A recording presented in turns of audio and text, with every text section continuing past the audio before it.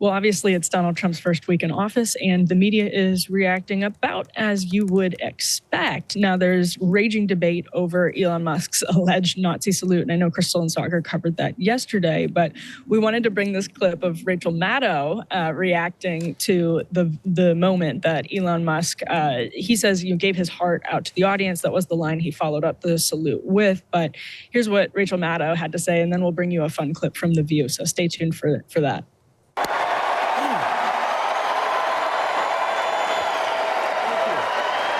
My heart goes out to you. He does it twice. And again, maybe that's not what he meant. Maybe he doesn't know what that is. That happened today. What we're seeing here with the January 6th pardons, this kind of thing does have the benefit of novelty, right? We've never quite seen something like this before. But like with the corruption, the boring thing about it is that we know exactly what this leads to. Authoritarian rulers all over the world have always liked to have paramilitary, loyal but unofficial perpetrators of violence and menace to work on their behalf, to intimidate and hurt anyone in opposition, to make it too scary for normal people to participate in politics or civic life, to make everybody who might oppose Trump in any way worry about the thugs that might turn up at their door. Trump pardoning and releasing from prison the January 6 defendants, including the paramilitaries, means he is effectively immunizing his followers from committing violence in his name.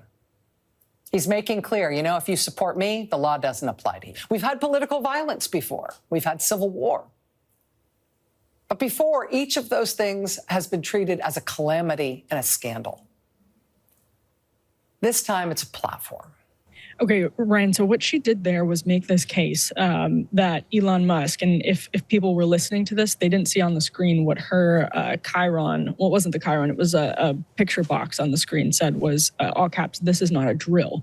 And so she's making the case that Elon Musk's, what she seemed to believe was a suggestion or a gesture towards, metaphorically and literally, that kind of fascist right-wing and maybe even Nazi history. What she's saying is that ties into the J6 pardons because it's this nudging of paramilitary groups that support Trump to kind of mobilize and rally behind him. So what did you make of that? That's an argument that actually I can see it being sort of ascendant. What do you make of it?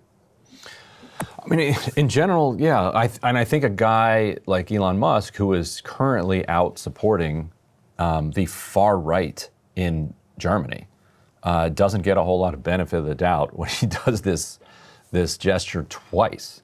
One time, okay, whoops, then he does it another time. I mean, I also think, and Musk has said many times that he is at heart a troll, and the troll kind of meme world that he comes out of loves to flirt with this kind of stuff. Like that's one of their main trolls. Like they love to get the libs upset about something like this.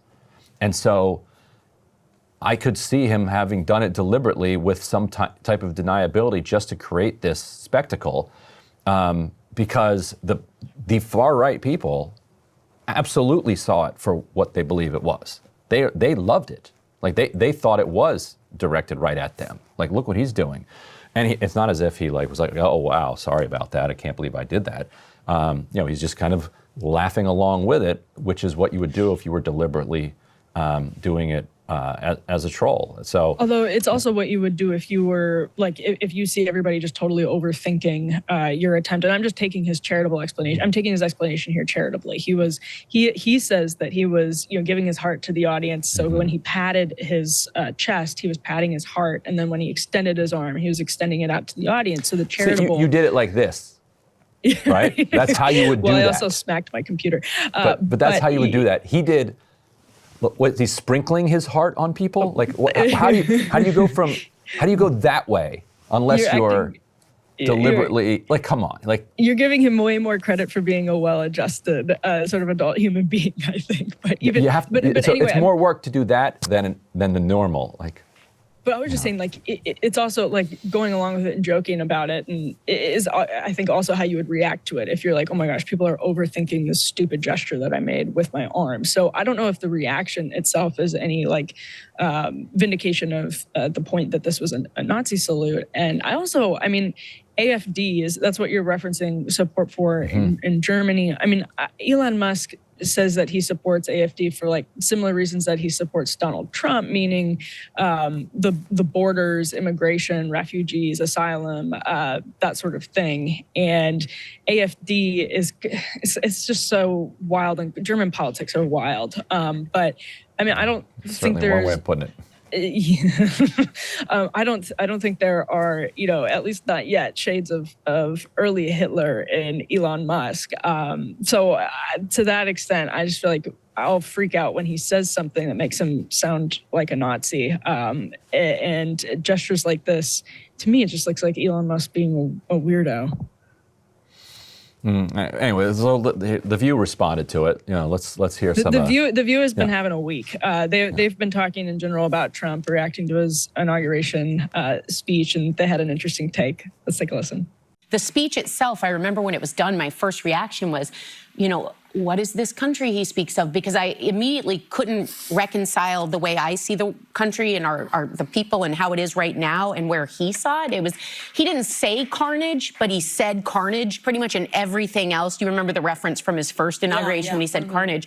I just kind of felt this dark feeling. And then he had this kind of martyr-like, you guys are downtrodden and almost irreparable. You can't save this place, but I can. And it had this godlike complex without any Jesus qualities. It was kind of like a juxtaposition. But I was really disappointed, not surprised, just to be clear, but disappointed that there wasn't one kind thing to say about the outgoing administration. My posture is this. You guys know my criticisms of Donald Trump. They remain. I'm going to pray for the president.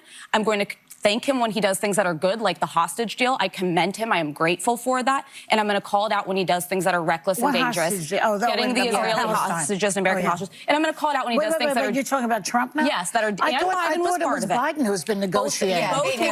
Love to see our old rising host over at The View now. Big star. Everyone's having fun. The other thing that was Alyssa Farah, but yeah, for people who don't know, she was briefly a rising co-host before she got snatched up by the ladies of The View. Snatched up by the ladies of The View, a memoir. It's a great memoir title.